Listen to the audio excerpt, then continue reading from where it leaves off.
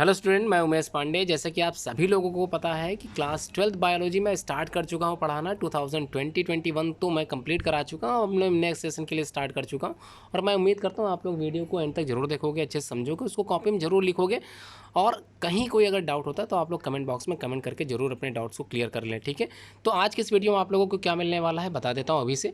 Multiple choice question के साथ में आप लोगों को काफ़ी कुछ मिलने वाला है, जैसे very short answer type question और शॉर्ट क्वेश्चन टाइप क्वेश्चन के जो सॉल्यूशंस है वो मैं आज बताने वाला हूँ, समझाने वाला हूँ और मैं उम्मीद करता हूँ आप लोग इसको अच्छे से समझोगे और दोनों वीडियो जरूर देखोगे। फर्स्ट वीडियो में आप लोगों को मल्टीपल चॉइस क्वेश्चन बताया जा रहा है और सेकंड वीडियो में आप लोगों को वेरी शॉर्ट और शॉर्ट आंसर टाइप क्वेश्चंस के सॉल्यूशंस बताए जाएंगे और समझाए भी जाएंगे और मैं उम्मीद करता हूँ आप लोग इसको अच्छे से प्रिपेयर भी कर लोगे, लिख भी लोगे। बहुत ही जल्द आप लोगों को टेस्ट पेपर मिलने वाला है।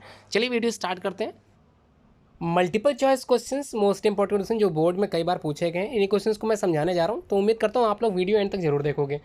तो चलिए स्टार्ट कर लेते हैं। पहला क्वेश्चन क्या आप कह रहा है आप लोगों से। पहले तो मेन है क्वेश्चन को समझ में आना। अगर क्वेश्चन आप लोग सही तरीके से समझ जाओगे तो आंसर बिल्कुल आप लोग सही लगाओगे, ये एकदम क्लियर है, ठीक है। तो क्वेश्चन समझ लेते हैं। Binary fission is a method of sexual reproduction. देखिए बात करते हैं बाइनरी फिजन की। सिंपल मेथड है। फिजन आप लोगों ने दो तरह के पढ़े थे, बाइनरी पढ़ा था और दूसरा मल्टीपल फिजन पढ़ा था। बाइनरी फिजन का यहाँ पर सिंपली वे में एग्जाम्पल पूछ रहा है, is a method of sexual reproduction, किसमें पाया जाता है। तो सेक्सुअल रिप्रोडक्शन का एक टाइप है बाइनरी फिजन। तो बाई का मतलब होता है दो भागों में कोई चीज़ जब टूटती है उसको बोलते हैं बाइनरी फिजन, ठीक है। फिजन मतलब तो आप लोग जब बटना होता ही है तो आपको पता ही होगा। और मल्टीपल का होता है दो से ज़्यादा भागों में टूटना, ठीक है, क्लियर हो गया। तो binary fission is mostly mainly किस में होता है, ऐसे ऑर्गेनिज्म में जो दो भागों में बढ़ जाते हैं और नया ऑर्गेनिज्म तैयार करते हैं, जैसे अमीबा हो गया, पैरामीशियम हो गया, यूग्लिना हो गया। These are the common example of binary fission, ठीक है। तो इन सभी एग्जाम्पल जो मैंने बताए हैं इन सभी में बाइनरी फिजन पाया जाता है। आप लोग इसको अच्छे से दिमाग में अच्छे से बैठा लीजिए, ठीक है। पहला क्वेश्चन क्लियर है, ठीक है। बाकी कोई ऑप्शन बिल्कुल नहीं देखना क्योंकि डायरेक्टली आप लोगों को आंसर आना चाहिए, इसलिए ध्यान रखें। चार ऑप्शन पढ़ने से अच्छा है आपको सही आंसर बिल्कुल दिमाग में आ जाए तुरंत, ठीक है। क्वेश्चन अगला है, budding is the method of asexual reproduction. तो देखिए सारे असेक्सुअल रिप्रोडक्शन के जितने टाइप थे आप लोगों को मैंने पढ़ा दिए थे पहले वाली वीडियो में। आप लोगों ने नहीं देखा तो उसको जरूर देखें। पहला फिजन है, फिजन दो प्रकार का होता है, बाइनरी था और दूसरा मल्टीपल था, ठीक है। मल्टीपल वाले में एग्जाम्पल अगर आप लोगों ने याद किया था तो प्लाज्मोडियम था, ये आप लोगों को याद होगा। उसके बाद दूसरा जो असेक्सुअल टाइप था वो बडिंग था। बडिंग में दो एग्जाम्पल आप लोगों से मैंने कहा था याद कर लीजिए, एक तो हाइड्रा है और दूसरा क्या है, ईस्ट, ठीक है। ये दोनों एग्जाम्पल किसके हैं, बडिंग के ही हैं। और जो इसके अलावा मैंने कहा था तीसरा एग्जाम्पल, तीसरा कह रहा हूँ, और पहला क्या हो गया, फिजन हो गया, दूसरा बडिंग हो गया, तीसरा है फ्रेगमेंटेशन। ये जो फ्रेगमेंटेशन है ये मोस्टली किस में होता है, एल्गी में पाया जाता है, ठीक है। ये किस में होता है, एल्गी में। तो ग्रीन एल्गी आप लोगों ने पढ़ा होगा सारे, मोस्टली किस में, एल्गी में फ्रेगमेंटेशन प्रोसेस पाई जाती है। अगर किसी एल्गी का नाम आ जाए, जैसे सपोज करिए यहाँ पर स्पाइरो वगैरह, अगर क्वेश्चन में या ऑप्शन में स्पाइरो वगैरह आ जाए तो आप लोग स्पाइरो वगैरह लगा सकते हैं क्योंकि स्पाइरो वगैरह एक तरह का एल्गी ही है। और अगर दूसरा कॉमन एल्गी यूलोथ्रिक्स है, अगर यूलोथ्रिक्स भी आ जाए तो ये भी एक तरह का एल्गी ही है। इसमें भी मोड ऑफ असेक्सुअल रिप्रोडक्शन ही पाया जाता है जिसका नाम है फ्रेगमेंटेशन, ठीक है। स्पोरुलेशन एंड स्पोर फॉर्मेशन ये आप लोगों को बता ही दी गई थी। इसमें स्पोर फॉर्मेशन टेक्स प्लेस, जैसे बैक्टीरियल सेल्स होते हैं, फंगस होते हैं, ये सब कुछ आप लोगों ने पहले से पढ़ रखा है, ठीक है। लास्ट में आता मोस्ट इंपॉर्टेंट क्वेश्चन जिससे लॉन्ग क्वेश्चन भी तैयार होता है, उसका नाम है वेजिटेटिव प्रोपोगेशन। तो पहला क्वेश्चन का आंसर समझ में आ गया, बडिंग किस में होता है, मोस्टली ईस्ट में, ठीक है। तीसरा क्वेश्चन है इन ह्यूमन फर्टिलाइजेशन किस प्रकार का होता है। तो फर्टिलाइजेशन का मतलब बता देता हूँ, मेल गैमेट और फीमेल गैमेट का आपस में जुड़ना या फ्यूजन क्या कहलाता है, फर्टिलाइजेशन कहलाता है। तो फर्टिलाइजेशन ह्यूमन में किस तरह का होता है, इंटरनल होता है, क्योंकि यहाँ पर ओवरी के अंदर क्या होता है, जो एम्ब्रियो है वो तैयार होता है, gamete formation takes place inside the ovary, इस वजह से यहाँ पर इंटरनल फर्टिलाइजेशन कहलाता है, ठीक है, क्लियर हो गया। लेकिन अगर मान लें लोअर ऑर्गेनिज्म की बात करें, जैसे फिशेस हो गए, एम्फीबियंस हो गए, रेप्टिलियंस हो गए, नेवीज के मेंबर्स हो गए, इन सभी में एक्सटर्नल फर्टिलाइजेशन पाया जाता है। ये आप लोगों को पहले से ही पता था क्योंकि आप लोग जानते हैं सभी कैसे हैं, ओविपेरस एनिमल्स होते हैं, अंडे देते हैं। तो एनिमल्स में या मोस्टली ह्यूमंस में फर्टिलाइजेशन मेनली किस तरह का होता है, इंटरनल होता है। अगला क्वेश्चन है टिश्यू कल्चर। टिश्यू कल्चर एक ऐसा मेथड होता है जो बेसिकली वेजिटेटिव प्रोपोगेशन से थोड़ा सा हाईली अपग्रेड है। तो अपग्रेड का मतलब ये है कि इससे हम लोग आज नई वैरायटी उत्पन्न कर रहे हैं, नई वैरायटी को फॉर्म कर रहे हैं, प्रोड्यूस कर रहे हैं। एक सिंपल फॉर्म को लेकर या सिंपल टिश्यू से हम लोग अच्छी वैरायटी ऑफ लिविंग ऑर्गेनिज्म को क्रिएट कर रहे हैं, ठीक है, यहाँ बनाना होता है। तो यहाँ पर किसका इस्तेमाल करते हैं, फॉर्म ऑफ, यहाँ पर कैलस का इस्तेमाल किया था, दिमाग में बैठा लीजिए कैलस, ठीक है। ए ऑप्शन बिल्कुल सही, vegetative reproduction is possible by. Question number 5 देख लेते हैं। क्वेश्चन नंबर 5 में क्या करा, vegetative reproduction is possible by, किसके द्वारा पॉसिबल हो पाता है, तो बता देता हूँ वेजिटेटिव प्रोपोगेशन जो होता है या रिप्रोडक्शन जो होता है वो बाय रूट होता है, बाय रूट, बाय स्टेम और बाय लीफ। ठीक है, क्यों होता है, क्योंकि यही तीनों पार्ट क्या हैं, ये तीनों ही पार्ट वेजिटेटिव पार्ट कहलाते हैं किसी भी प्लांट्स के। ठीक है, तो वेजिटेटिव प्लांट से उगने वाले जो पौधे होते हैं उन्हें बोलते हैं वेजिटेटिव प्रोपोगेशन। तो इन सभी से हम लोग क्या करते हैं सभी से वेजिटेटिव प्रोपोगेट कराते हैं प्लांट्स को और डिफरेंट टाइप की वैरायटीज़ हम लोग प्राप्त करते हैं। ठीक है, क्लियर हो गया। यहाँ पर ऑल ऑफ दिस आप लोग लगा सकते हैं क्योंकि तीनों ही क्या है, vegetative parts of the plants हैं। उसके बाद नेक्स्ट जो क्वेश्चंस बचे हैं, रिमेनिंग क्वेश्चंस, ये सारे बोर्ड में एग्जाम में पूछे जा सकते हैं, इसलिए आप लोग अच्छे से तैयार करते चले। क्वेश्चन 6 है, pick out the monoecious plant from the flowering following. तो मोनोसियस का मतलब बता देता हूँ मैं सिंपली फॉर्म में, कई स्टूडेंट कंफ्यूज होते हैं मोनोसियस में। ठीक है, तो मोनोसियस क्या होता है, ऐसे प्लांट जिसमें क्या होता है, बायसेक्सुअल कैरेक्टर्स होते हैं, मतलब मेल भी होता है साथ में फीमेल भी होता है, उसको बोलते हैं मोनोसियस प्लांट। ठीक है, यहाँ पर अगर इस एग्जाम्पल की बात करें तो date palm is the common example of monoecious plant. यहाँ पर डेट पाम ही आपको दिमाग में रखना है, और भी कई होते हैं, मैं बता दूंगा आपको सबको एक साथ। Question number 7, which is not a method of vegetative propagation. तो यहाँ पर मैं आप लोगों को सिंपली वे में बता देता हूँ कौन कौन से वेजिटेटिव प्रोपोगेशन के मेथड थे।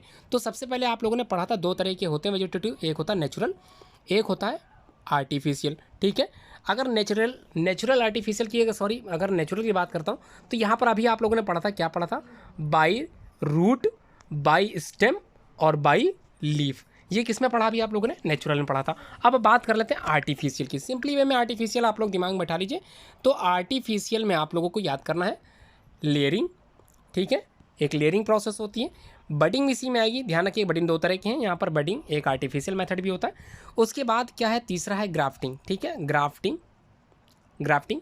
उसके बाद अगर बात करें और किसी चीज़ की तो उसको कहते हैं कटिंग। ठीक है, ये these are the common method of artificial propagation, जिसकी वजह से हम लोग क्या करते हैं, डिफरेंट टाइप की वैराइटीज़ ऑफ लिविंग ऑर्गेनिज्म जो प्लांट के होते हैं उनको प्राप्त करते हैं। ठीक है, सिंपली वे में समझा दिया। यहाँ पर आप लोगों से पूछ रहा है कौन सा नहीं है, तो कौन सा नहीं है मैं सिंपली वे में बोल देता हूँ। जो फोर्थ वाला ऑप्शन स्पोरुलेशन है, ये बिल्कुल नहीं है, क्योंकि ये आप लोगों ने असेक्सुअल के टाइप में पढ़ा था, एक अलग से मेथड होता है स्पोरुलेशन, स्पोर फॉर्मेशन। ठीक है, क्वेश्चन नंबर 8 में क्या कह रहा है देख लेते हैं। इन असेक्सुअल रिप्रोडक्शन सेल डिवीजन किस प्रकार का होता है, तो ये तो सिंपली वे में आप लोगों ने 11th क्लास में भी पढ़ रखा था, माइटोसिस प्रकार का डिवीजन होता है असेक्सुअल रिप्रोडक्शन में। Question number 9, all living organism या all organism have to react the certain stage of growth and maturity. ध्यान रखिएगा, यहाँ पर कई बच्चे कंफ्यूज होते हैं, ग्रोथ और मैच्योरिटी के बीच का जो एक स्टेज होता है, before they can produce sexually. तो सेक्सुअली से पहले वाला जो स्टेज होता है उसको बोलते हैं, सिंपली वे में दिमाग में बैठा लीजिए, उसको बोलते हैं जुवेनाइल स्टेज। ठीक है, जुवेनाइल स्टेज, ये क्लियर, दिमाग में बैठा लीजिए। क्वेश्चन नंबर 10 देख लेते हैं। Development of zygote outside the body of the female animal is called. तो आउटसाइड द बॉडी इसका मतलब है अंडा बनने की प्रोसेस बताई जा रही है, तो अंडा बनने के प्रोसेस को हम लोग बोलते हैं ओविपेरस। ठीक है, ovipary is the process by which zygote outside the body of the female animal, इसी को बोलते हैं ओविपेर। ठीक है, क्योंकि ओविपेरस एनिमल्स ऐसे एनिमल्स होते हैं जो बेसिकली अंडे देते हैं। ठीक है, अगर आप लोगों को सिंपल वे में समझना है ओविपेरस और वेविपेरस, तो ओ जो बना है इसको बोलते हैं अंडा। ठीक है, ये आप लोगों ने बचपन से पढ़ा कि जीरो का मतलब अंडा है, तो आगे लगा है ओविपेरस, तो इसका मतलब क्लियर हो गया, यहाँ पर ओ शब्द का इस्तेमाल हुआ, तो इसका मतलब ऐसे एनिमल्स जो अंडा देते हैं उनको बोलते हैं ओविपेरस एनिमल। ठीक है, क्वेश्चन नंबर 11 देख लेते हैं, ये भी मोस्टली आप लोगों को आना चाहिए। When the body of an organism breaks into distinct pieces of the process is called. ध्यान रखिए कई बच्चे कंफ्यूज होते हैं, यहाँ पर सिंपल वे में बताया गया डिस्टिंक्ट प्रोसेस या डिस्टिंक्ट पीसेस, कई पीसेस में टूट जाना।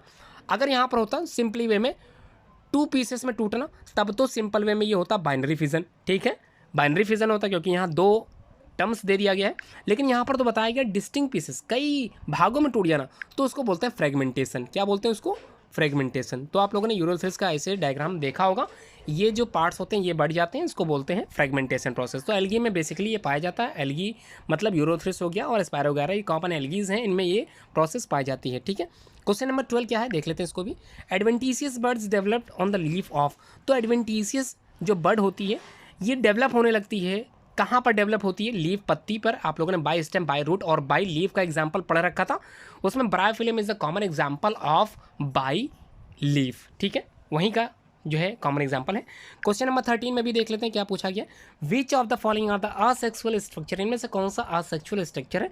ये सिंपली वे में आप लोग अच्छे से तैयार कर लो। असेक्सुअल स्ट्रक्चर का मतलब कोनिडिया, बर्ड्स, जेम्यूज, ये तीनों ही पार्ट्स होते हैं असेक्सुअल स्ट्रक्चर के।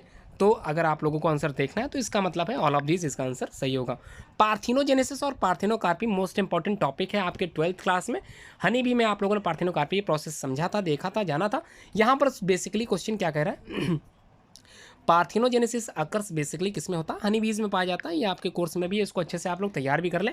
यहाँ पर बोथ ए एंड बी नहीं होगा, Turkey's not involve in the parthenogenesis process.